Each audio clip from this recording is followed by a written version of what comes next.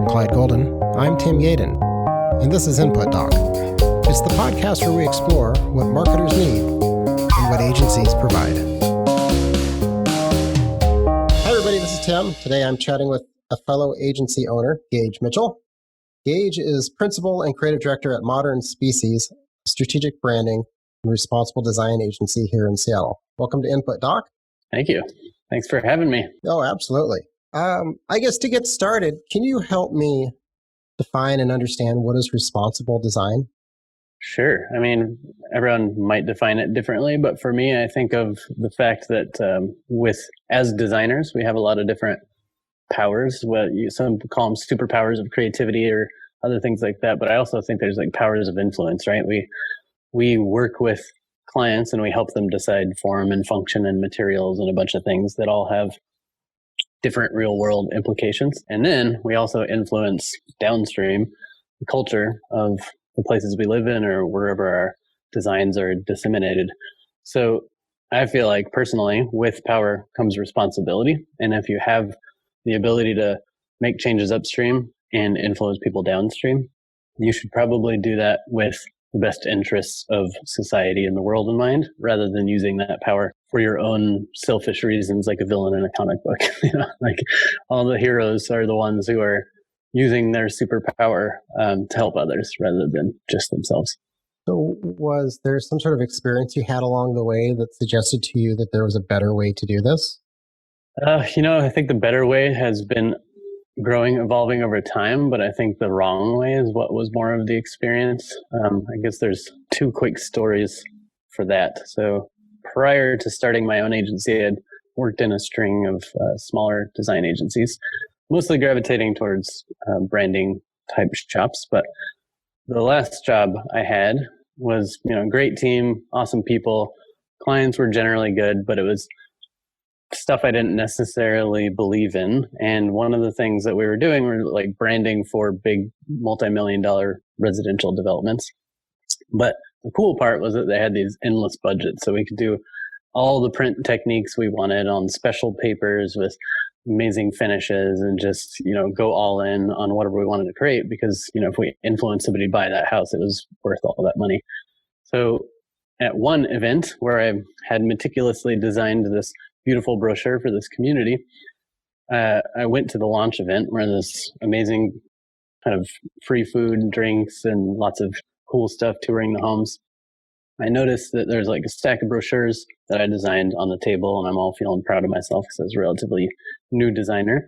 And I would see people pick those up, flip through it briefly, and then toss it in the trash. And that was like the first realization that I personally had, where I realized that by and large, what we do as graphic designers a lot of time is design pretty trash.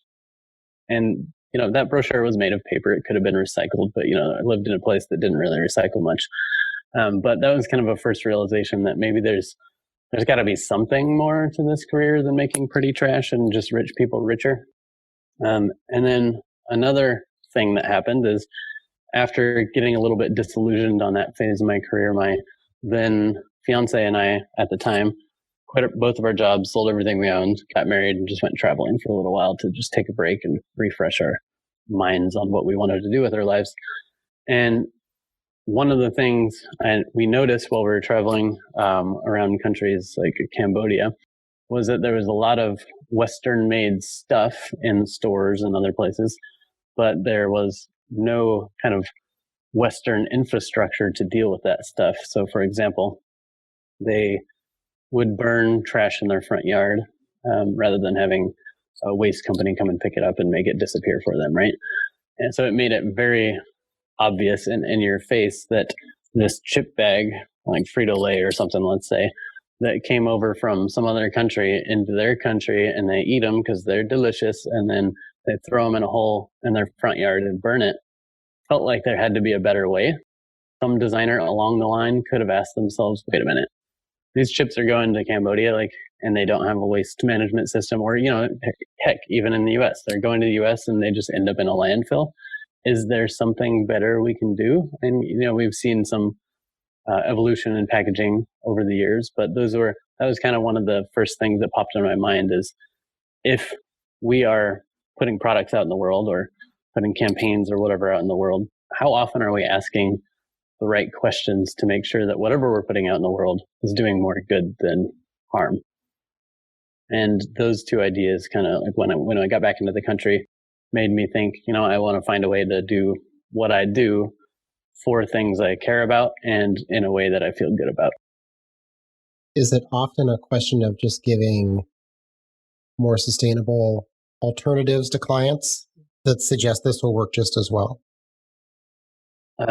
We tried that in the beginning, and as you were asking, like, how did we kind of go down this path? It was all just a bunch of learning, right? We didn't know necessarily anything about sustainable design when we landed back in the country and started Modern Species, but other people did. So we started reading books and going to conferences and whatever, and absorbing whatever we could, and eventually developed some of our own thoughts on the process. But one of the thoughts that we developed was when you are showing a client alternatives, like, here's what you asked for, maybe the unsustainable option, and here's the sustainable option. Maybe that sustainable option is more expensive. Sometimes, ideally, it's cheaper, but you're putting them up as like equal options for the client and letting them decide. So what we decided or realized early on is that if we only presented sustainable options, the sustainable choice was more likely to be chosen. Granted, we weren't only showing them the things that cost 3 times as much. We would show them, here's just switching out to sustainable materials, which might cost more because they're not made in mass as much. However, if we just change the size of this brochure by 1/2 inch, we can actually save you 40% of your budget, and the whole thing will come in under budget, even though we use the more expensive material. So we would just find creative ways to only present the sustainable option, and that worked best, I think, when we had full control over the production. And you found that there was a moment where, as an agency, you could simply say, this is who we are and this is what you do, and if you work with us, these are the types of roads we're going to lead you down. Yeah. And if you're headed another direction, we're probably not going with you. Yeah, I got some advice early on when we were starting the business, and I think it was Frank Chimero. I can never remember if it's Chimero or Chimero, but he had come to the town that we were in at the time, Madison, and was doing a talk, and I noticed that he just did all these like really fun, like almost selfish looking projects, but he somehow got paid to do them. So I asked him, like, how did you like build out a client roster or a project list of all just really fun stuff that you geek out about? And he said, well, whatever you put on your website is what you'll get. So don't put stuff on your website that you don't want to do, because people will think you want to do that and they'll come and hire you for it. But if you just put the stuff on your website that you want to do, then those people will find you. So I immediately went back probably that same night or maybe the next morning and changed some of the copy on our website to say exactly what we wanted to do. And from that day forward, we started getting those types of clients. And even if we didn't have a ton of experience in it, we'd find people who were values aligned and wanted to go on that journey with us just because they liked the rest of our work. Can you describe to me some of the tenets that are in it that are musts for you, or things that you won't do? Like, what is the test that you put a potential client through? So if it's a new client coming to us, it's, I've worked with business consultants to find like the exact criteria of like size of client and whether or not there's creative opportunities and so on and so forth. But if we're talking about the right fit per se, it's usually down to perusing the brand's website to see what kind of ingredients they have, if we're doing like a food product or something like that, or what kind of mission they list on their website, if they even have anything about sustainability on their page, like things like that, to see if they already give a shit to some degree about their impact in the world. And then it's, hopefully I see something, but even if I don't, I'll still have a conversation with them and just kind of get a feel for their attitude, because sometimes people haven't made that leap yet, but want to, like honestly want to, right? So I'm open to helping people dive into mission work in whatever way. So I'll basically, if there's opportunity to do things the right way and it doesn't feel like greenwashing or just taking advantage of something or just doing this one little thing, but they don't really care about anything else, then we'll take the project on. But if we're going to be fighting them on decisions to make sustainable choices or make the right ethical choice the whole time, then, I'll let them go somewhere else. Okay. So there could be a trial period where you two get to know each other and you give it a shot and you see how it goes. Mm-hmm. Sometimes, yeah. You mentioned that you worked with a business consultant. to help figure out your target client, etc. Can you tell me a little bit about that and how that went, and if is that something that you would recommend or not? Sure.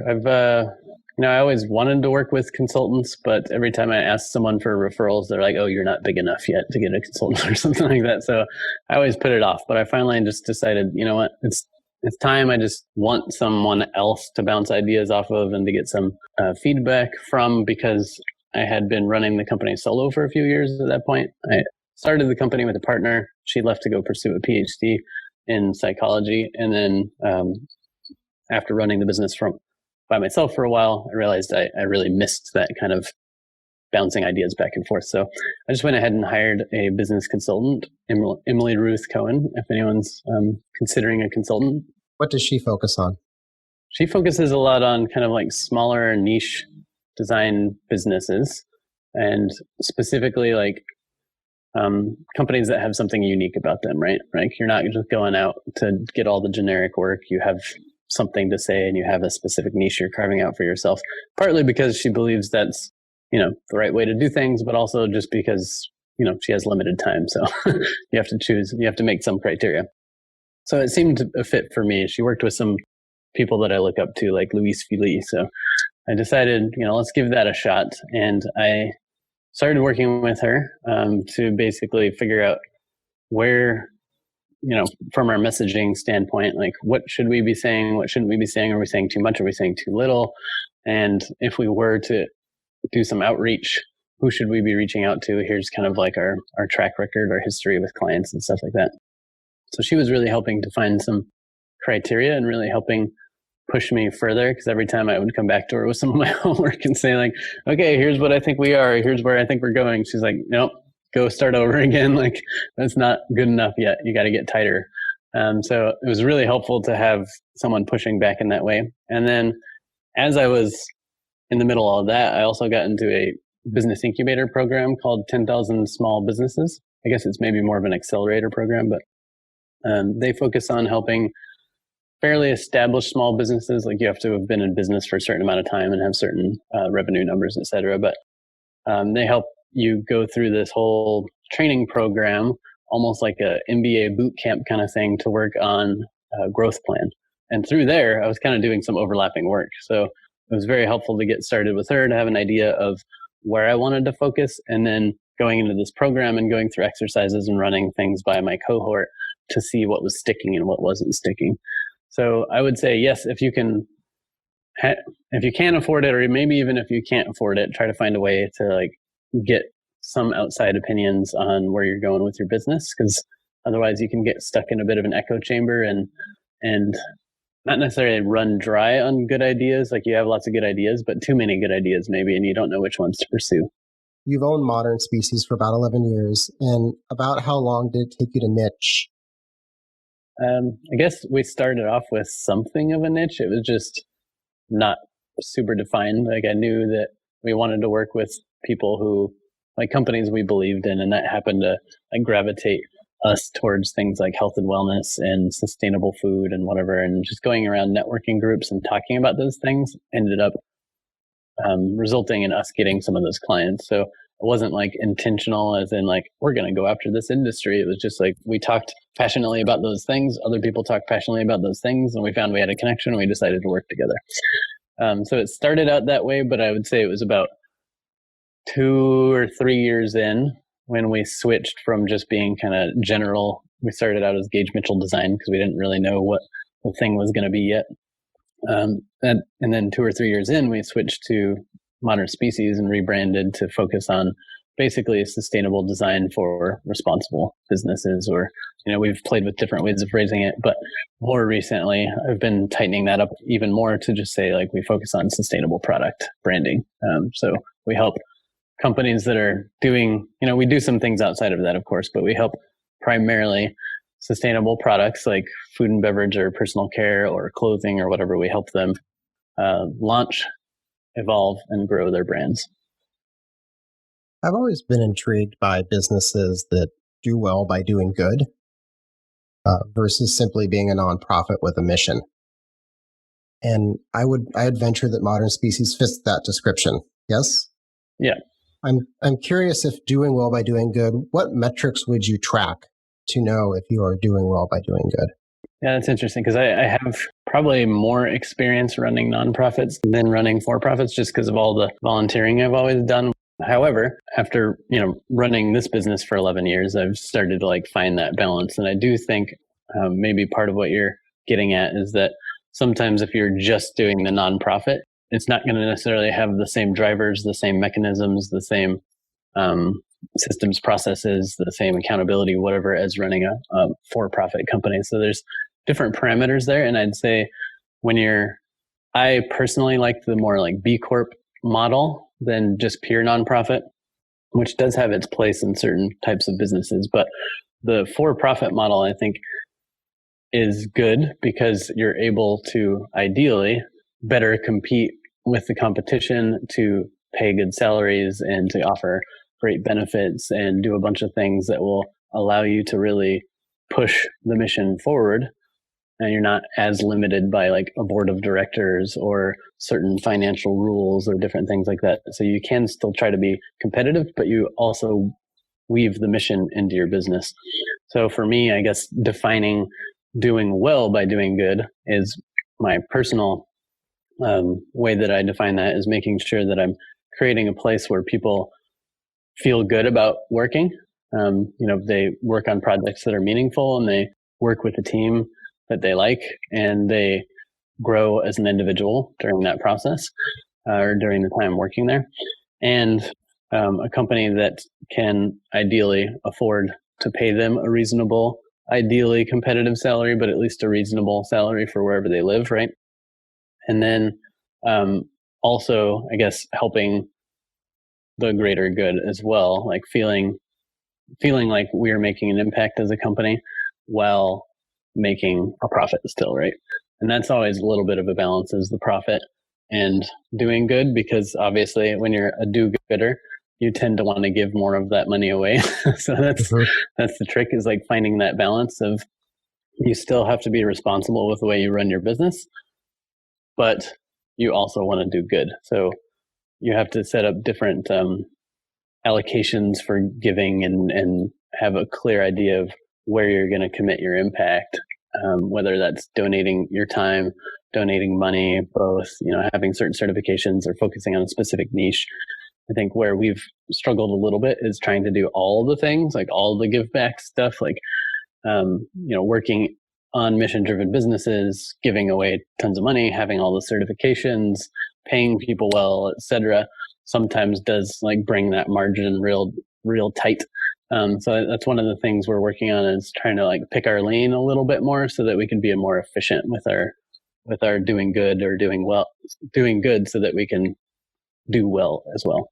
Do you budget on a yearly basis things that you would give to, or things that would impact the margin?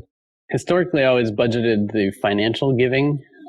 We've had different measures of that over time, but over the last few years, we've been 1% for the Planet members, which means we give 1% of gross revenue to causes that are within the 1% for the Planet network.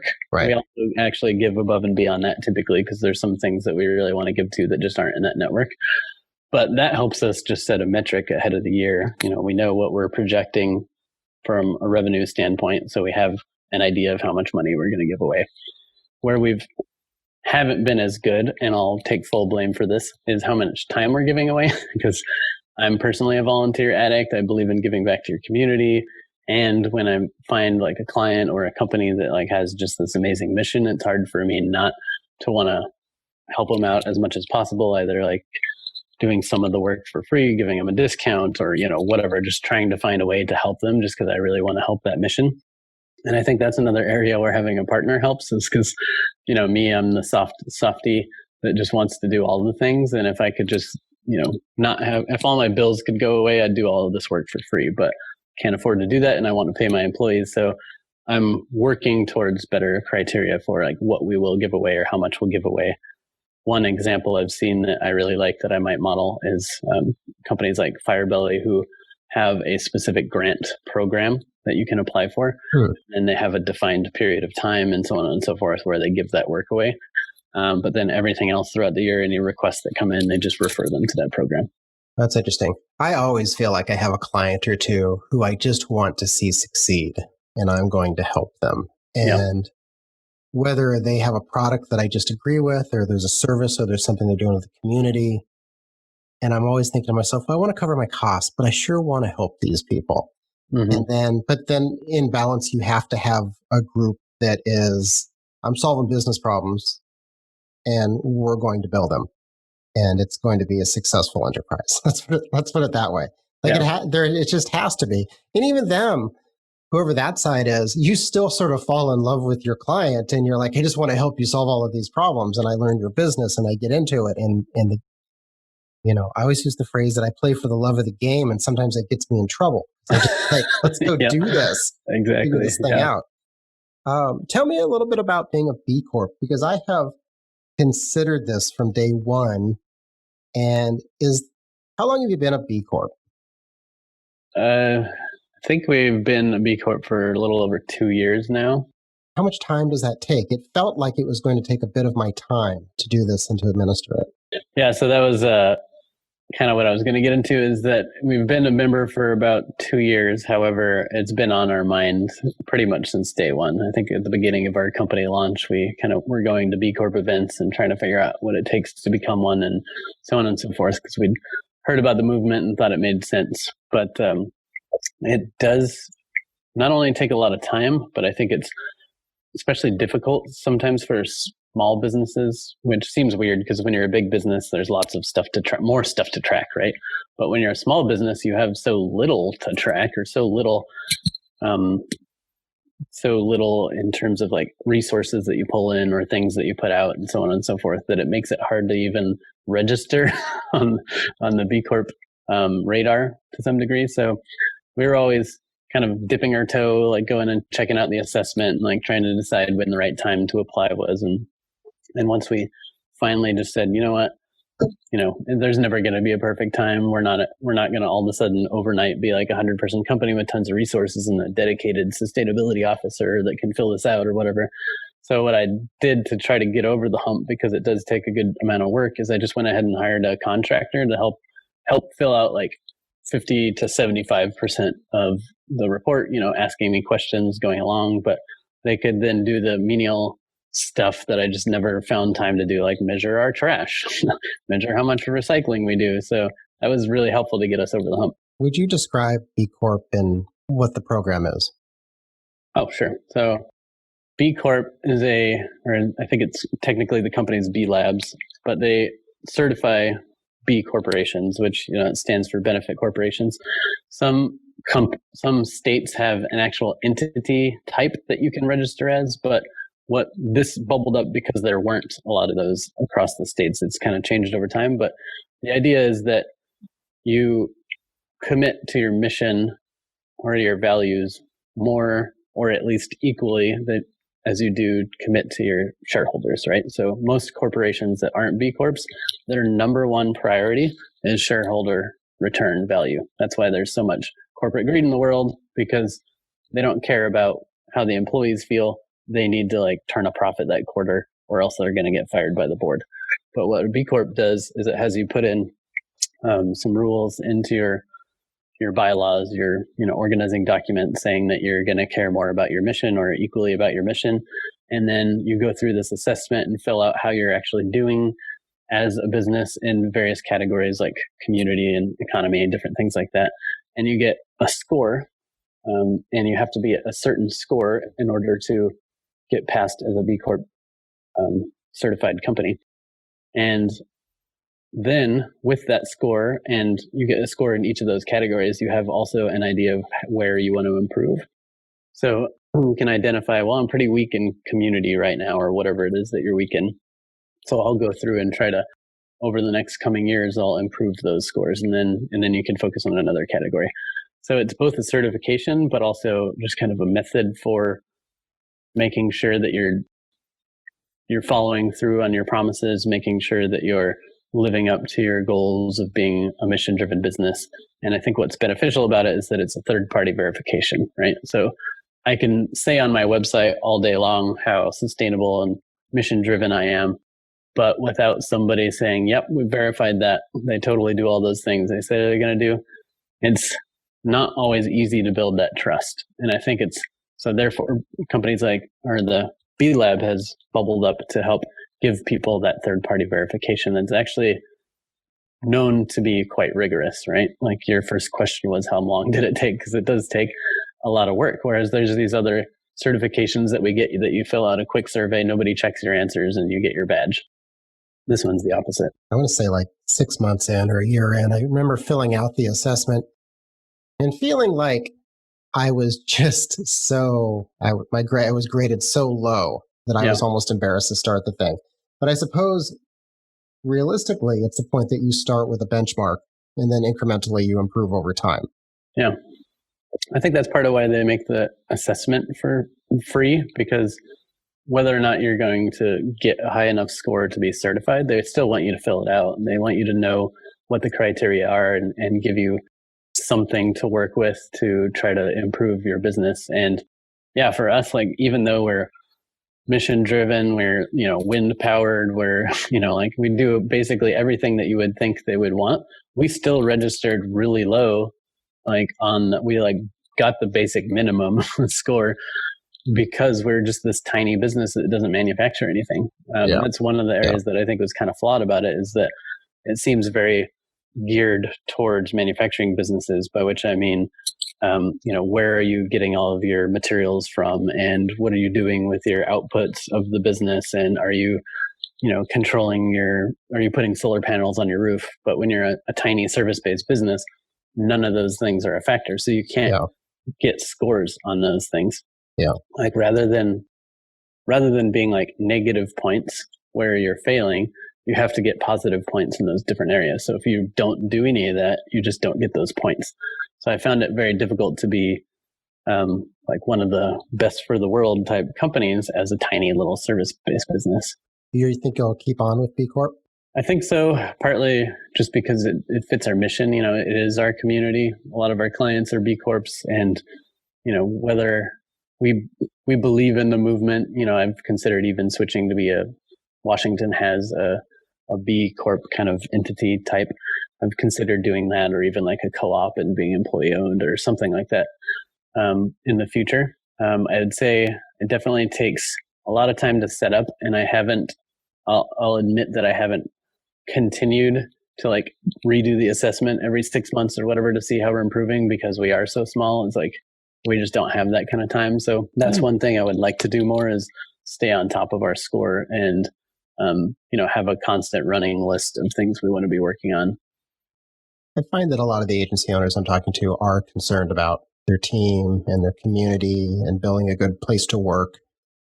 And we all want to do this. And many of us, I know me personally, I think I'm so focused on my clients and trying to run a business and working with my team that then I'll stop and I'll talk to you about something like this. And I think, I need to dedicate some time to this. And I should probably maybe budget a handful of hours over a period of time, focus and decide. Because, I feel like a team needs something that's just beyond profit or even sharing profit, that there's some sort of mission driven, or there's some sort of feeling like we're moving towards a target together. For sure. I think especially creatives, because we tend to get emotional about the work, because there's no way to really connect empathetically with your community if you don't have some of those feelings yourselves, right? So we're constantly trying to make sure that we're in touch with the people we're trying to help with our work, and putting our own ideas out there with it, and being vulnerable. And we want to feel good about that work that we're putting out, I think. And to be truly creative, you need to feel kind of like free and empowered and whatever. So it's especially, I think, important with creative people. But yeah, there's lots of studies out there that are showing even people who work in, giant corporations with more like technical jobs, they still wouldn't mind feeling good about what they do rather than taking home a paycheck. I think especially the younger generations are heading in that direction. I want to run an idea past you, and I've considered this since the beginning. So I'm pushing up on year 4, and I have a small team. And I had considered at the beginning of a year, the team decides on some sort of organization or some sort of nonprofit, and we would raise money for that nonprofit over the course of the year based on overall revenue. Nice. And on a quarterly basis, at least the team could see where you're at. But I always felt like I was so small that, like, when's the moment when you start that? And do you have any advice is there a moment that you're looking for that the business feels sustainable enough that you think, well, we can go ahead and start this? Yeah, I feel like the way I would answer that is I think the earlier you start things with like any mission-driven thing, especially ones that cost money, the earlier you start it, the easier it will be to continue or to do it in the first place. Because if you wait until you're a giant company, all of a sudden that percentage of revenue is going to look scary, and maybe you didn't plan that into your budget, and it's going to be much harder to get you to launch that program when you're like a $30 million agency or something like that than it is when you're a $500,000 agency. Yeah. That goes for like giving employees health benefits or doing give back programs or anything else. The earlier you start, the less scary the numbers are, and the more you can design your business model to accommodate those things. So what I would do is, go ahead and set that goal. You can start small. Like, it doesn't have to be huge. You could start with just 1% of profits, which a lot of people do, rather than 1% of revenue, which is a bigger number, right? But just start with something you're comfortable with to test the waters, and you just budget it for that year. So, yes, clients, sorry for, put your earmuffs on. But what you have to do is just work that into your budget, work that into your rate of doing the work, right? So that's part of what they get for coming to you, is that you're not, you're going to do something good with your money too, rather than just buying a yacht. You're going to put it somewhere good. So that doesn't mean if your profit margin right now is 10%, you add another 50% and give it all to charity, which you could do. Like, maybe that would be a good PR move or something like that. But I personally believe, or at least I like to try to stay affordable for clients. So instead of like aiming for a 30% profit margin or something like that, I'll maybe just aim for like 15, 20% and then give the other chunk of money away that I could have gotten. So I still try to keep my rates reasonable, but I give more of it away instead of padding my own salary or, doing frivolous things with the company. I know you've been building a community called Evolve. What is your goal with Evolve? Yeah, so I'm a big collaborator. I've found that, I don't know if it's my extrovertness or what, but as soon as I found the power of collaboration, I got addicted. So so I've been since before I even started as a professional, I've been building communities and working with those communities on projects in whatever way. I gravitate towards the for good projects, of course, but regardless of what you're working on, I love the power of getting two people's ideas meshed together to make an idea that never would have come about if those two ideas weren't combined, right? It's how innovation happens. It's how I become better as a professional, is by learning from other people, maybe outside of my industry even, and pulling some of those ideas back into my industry. So it's hard to do those collaborations in your company sometimes, because you're working on this client and you just need to get it done, and so it's easier to just do it with your core team. But when you're building community, it's easier to do collaborations, because then you can build things that help everyone and not just your company.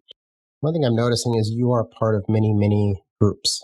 And yeah, a little too many. Yeah, a little too many. And you run a business. And there was one other group you had mentioned called Common Cause Collective.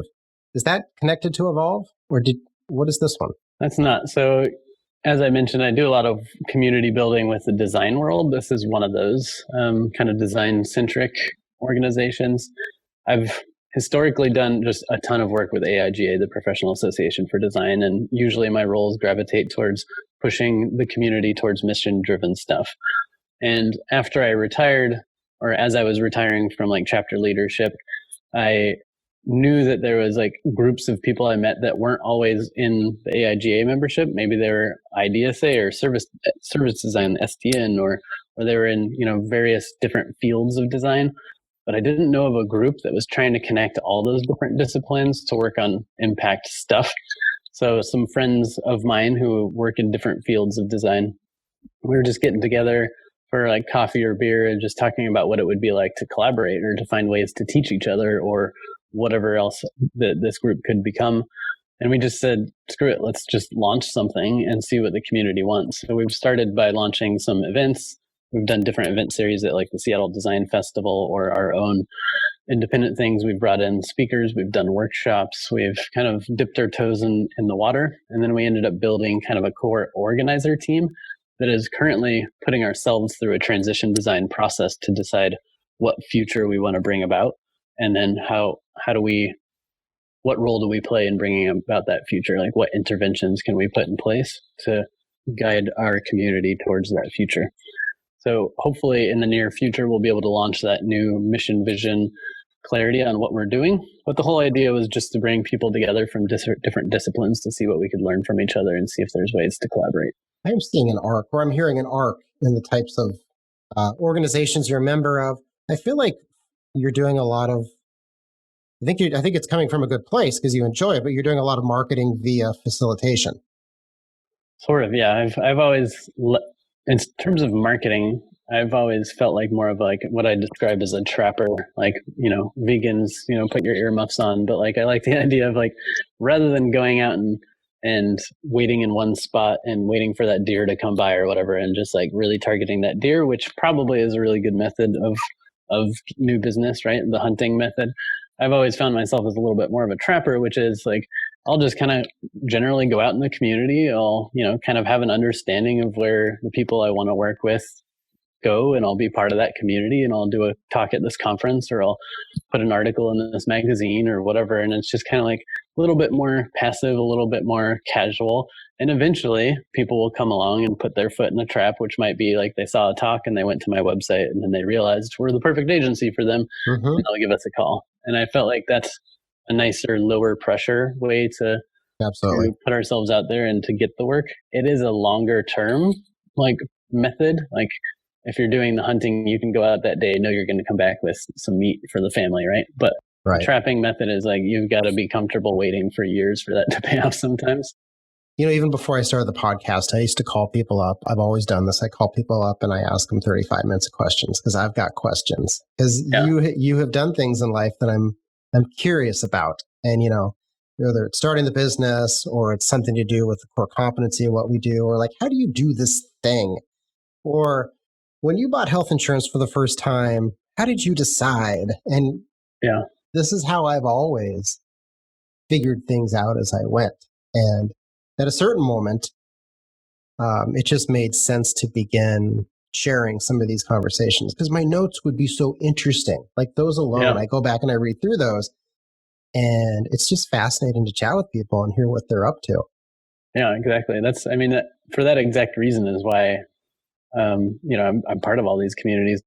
One of my last questions for you, I'd like to hear your thoughts on how you discussed Black Lives Matter with your team, how to discuss racial equality. This is something that my own team, we've had conversations about, and I'd love to hear your experiences. Sure. Yeah, I think for that, it's about kind of having a culture of acceptance and vulnerability, like a safe space, right? People feel comfortable to bring uncomfortable things up and know that the team will go there with them. And I think that often needs to get modeled from the top down because people are afraid of losing their job or not getting a promotion or whatever else, when you're kind of working in a company. But when you're running the company, you're not as afraid about losing your job. So it's kind of up to you to set the pace, I think. Not always, but most often. So for Modern Species, we've always just been incredibly transparent with everything we do, financially transparent, transparent about processes, about, anything anyone wants to know about the company, like we'll tell them both externally and internally, just because we believe in helping others, like rising tide lifts all boats. But that also comes down to vulnerability, like admitting mistakes, being able to have dialogue with your team members and, diving into those conversations with them. And like, if you're doing a team review, like maybe you flip it around and have them review you, just showing that you're open to criticism, you're open to ideas that could come from wherever. And having that culture as the groundwork, I think makes conversations like Black Lives Matter or anything else more accessible. So we start there, but then beyond that, it's also been helpful for us to pull in outside facilitators to come in and do some different exercises with us as a team, because even with an open culture, sometimes it can feel a little bit awkward for like me to come in and like be facilitating a dialogue, because like maybe there's pressure and the newer team members are like, ooh, I don't know what I'm allowed to say and what I'm not allowed to say. But if an outside facilitator comes in and I'm being open and vulnerable and answering the same way anyone else does, that sets the pace for us to just have really honest dialogues. And, I guess a third thing would be, it's helpful that everyone on the team knows that this is a mission-driven company and that we probably do give a shit to some degree about all of these causes that are out there. So there's no feeling of like, ooh, am I in the right place where people will actually hear this message and want to do something about it? Where did you find a facilitator? Luckily for me, I've been doing kind of impact sustainability driven work for a long time. So I've got a pretty big network. I know a lot of people working on things like racial equity and sustainability and other impact-based stuff. So I was able to just tap my network. For one of our recent sessions, I pulled in one of my AIGA Design for Good collaborators, Lenny Mowry from Atlanta. She was, I think, already coming in for an AIGA talk, and I just said, hey, while you're here, could you facilitate something for my team? But we've also tapped other people through like Zoom calls or other things like that. Your facilitation was via a Zoom meeting with you and your team and the facilitator. That specific one was in person. She was out here in Seattle already, but we have, we're totally comfortable going the Zoom route too if we need to. Not that you need to list them, but did your team come up with action items afterwards? From that talk, I think it was mostly just about, we had some newer team members and it was about just like creating that safe space. So on that talk, we were doing like a privilege walk. I shouldn't say talk, that exercise. We're doing a privilege walk and just kind of like starting a conversation about some of the things around equity.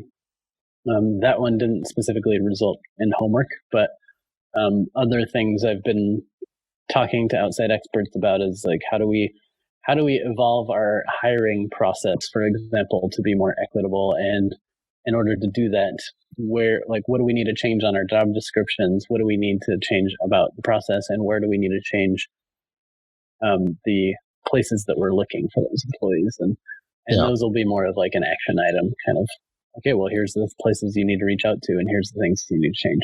I think that bringing a facilitator is really interesting because my team is only going to be so comfortable talking to me or having a conversation with me leading a conversation when there's so many other weird layers involved in employee-boss relationships, And you could try to ask one of your team members to lead it, but then they might be slightly uncomfortable with their dynamic with their coworkers or with you. And so just having that kind of sort of unbiased third-party person come in and treat everyone equally. I would say one-to-one, they're all pretty fearless, but as a group, it's a very respectful group. And so a facilitator would be very interesting in that regard. Yeah, and you, as the boss, could have a great relationship with each individual, but maybe those individuals don't have the best relationship or don't feel the most comfortable with each other sometimes, unbeknownst to you or beknownst to you, whatever. But that can change the whole dynamic, because if somebody doesn't want to say something out of fear for what that person will say about it, then, that could ruin the whole conversation because nobody wants to go there. But if it's an outside person saying it, and again, you demonstrate the vulnerability, I think that helps move things forward. And, it's also about, there's a book called 5 Dysfunctions of a Team that kind of talks about how avoiding conflict is not the goal. Having healthy conflict is the goal, the recipe for like a great, functional, productive team. So like letting people know that it's okay if we, battle a little bit in this process, so long as we're doing it respectfully and with trust with each other, right? Creating a safe space to have that battle, knowing that tomorrow we're going to come back and work and still high-five each other. Yeah. Well, I know that, I've heard the phrase that, there's tension or people argue because they want peace. And it's when they stop arguing and they quit talking that they don't really care if they get peace, So a little bit of tension is okay, especially in, say, the creative process in which there needs to be different ideas. Exactly. Yeah. Creative tension is where the best ideas come from. Well, thank you for chatting with me today, Gage. I really appreciate it. Yeah, fun chat. So you can learn more about Gage and Modern Species at modernspecies.com. We'll also be posting this podcast as well as the transcript of our conversation on the Clyde Golden website. Thank you so much for your time, Gage. I really appreciate it. Thank you. Have a good week.